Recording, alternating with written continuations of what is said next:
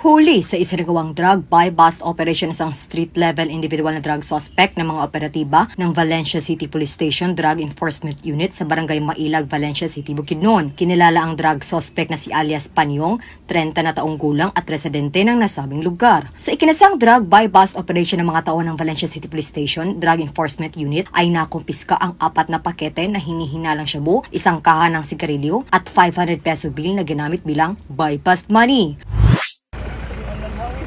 I-down sa na imong kalo niyong.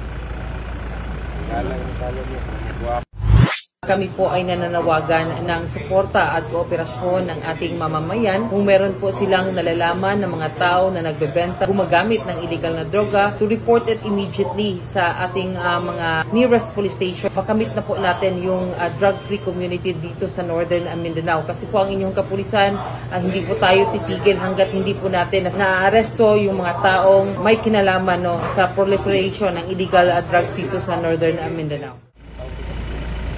Banlag?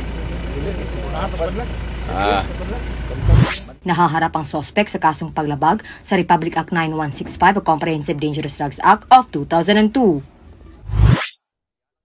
Mula dito sa Police Regional Office 10, ako ang Police News Network Correspondent Patulungan K. Francisco, alagad na batas, taga-taguyod ng Balitang Pulis.